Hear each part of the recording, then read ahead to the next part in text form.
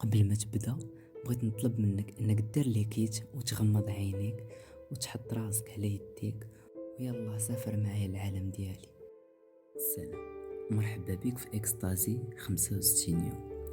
نهار 31 خاصني نصلح الاخطاء اللي فيا. نهار 32 بركة ما تلعب بالعافية وتسنى انك ما غاديش تحرق. نهار 33 بعض المرات تيسيطر عليا الضعف ديالي وتنتفكر قوله تعالى وخلق الإنسان ضعيفا. نهار 34 ما تقلبش على النصف الثاني ديالك لأنك انت ماشي نصف. نهار 35 شنو اللي تيخليك تحس أنك كيف اللي مربوط بشي سلسلة؟ يلا نبداو على بركة الله. نهار 31 خاصني نصلح الأخطاء اللي فيا، ماشي الناس الاخرين هما اللي خاص نصلحوهم، ولكن راه انت اللي خاصك تصلح راسك، لانه ما يمكن ليناش نتوقعوا من الناس الاخرين يبدلوا راسهم ملي حنا ما قادرينش نبدلوا راسنا. في الاول بدل داكشي اللي فيك، وكيف ما قلت من قبل ما كاينش شي انسان اللي معصوم من الاخطاء، وكلنا عندنا عيوب ديالنا، ولكن واخا هكا ماشي كل شيء عنده الرغبه باش يتبدل. يقدر يبان لك راسك انك انسان مثالي وما فيك حتى عيب، وانك ما محتاج تبدل حتى شي حاجه في راسك. انت كيحسب لك بلي العالم هو اللي خاصو يتبدل، وهذا السلوك الاناني غادي يكون سبب في انك غادي تفشل في حياتك. خاصك تصلح الاخطاء اللي فيك. شوف الاخطاء اللي تيقولوها عليك الناس، قيدهم وحاول تلقى لهم حلول. كيفاش غادي يمكن لك تبدل راسك؟ ماشي العالم هو اللي خاصو يتبدل، انت اللي خاصك تبدل.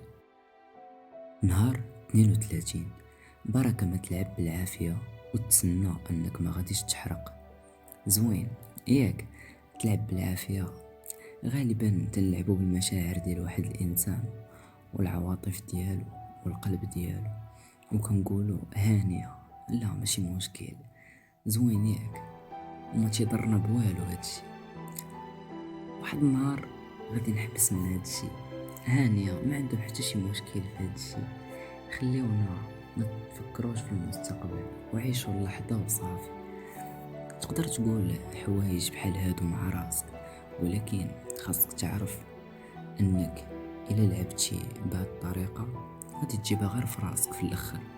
يمكن هاد الشي ما غاديش يأذيك دابا وما غاديش تشوف هاد الشي، ولكن راه غادي يأذيك في المستقبل ديالك.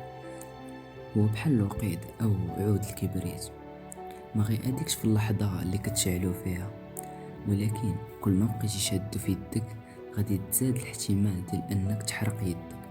ولهذا السبب ما تبقاش تلعب بالمشاعر ديال الناس. صافي، جا الوقت باش تعرف الاهمية ديال مشاعر الناس الاخرين، جا الوقت باش تطفي العافية اللي شعلتي. نهار 33 بعض المرات تيسيطر عليا الضعف ديالي وتنتفكر قوله تعالى وخلق الانسان ضعيفا. كلنا عندنا نقاط ضعف، اعرف باللي راك عيان وكتحس بالضعف، ما كاين حتى شي مشكل في هذا الشيء، هذا امر طبيعي لانه ربي قال لنا هذا الشيء مدة طويلة. خاصك تقبل الفكرة ديال انه الانسان تخلق ضعيف، لانه ما يمكن ليناش نكونوا اقوياء طول الوقت. شي مرات غادي تحس بالضعف في بعض المواقف، منهزم وطايح على ركابيك وكتجمع واحد البنية وكتعصرها مزيان وكتسول في راسك علاش انا ضعيف علاش انا ضعيف لهاد الدرجة؟ ماشي مشكل، راه بعض المرات تنكونوا ضعفاء.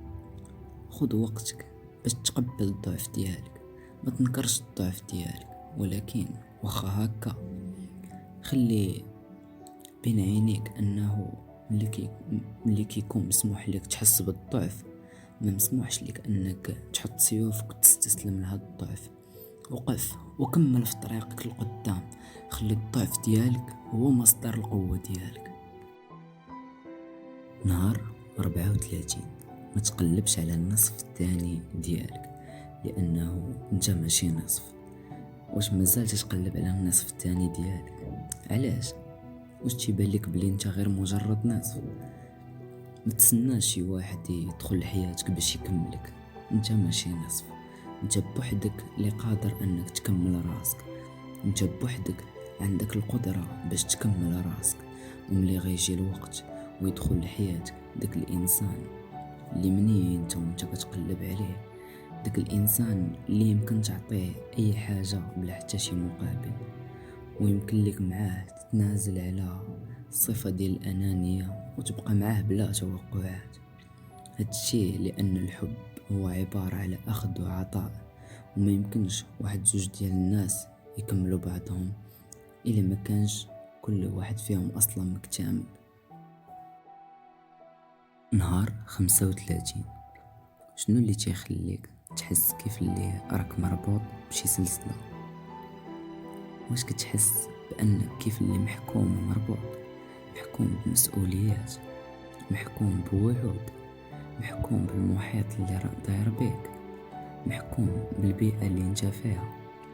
هاد القيود ما يمكن ليكش تشوفها، ولكن انت قادر تحس بها في الداخل ديالك. شنو اللي مربوط فيك؟ واش قلبك ولا عقلك ولا انت كلك؟ صافي جا الوقت باش تفك من قاع هاد القيود. في الاول غادي تجيك صعيبة بزاف، تقدر يبداو يبان لك داكشي اللي داير بيك انه كيف اللي تيدمر، ولكن في الداخل ديالك غادي يبداو يبانوا لك دوك الحوايج اللي كانوا تيدمروا، غادي يبان لك بحال اللي راهم تيتجمعوا.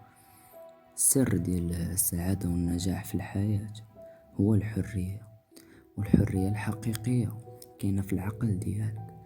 وإلا ما تحررتيش غتبقى ديما مربوط ومسجون، وحتى شي واحد ما غادي يحررك من القيود ديالك.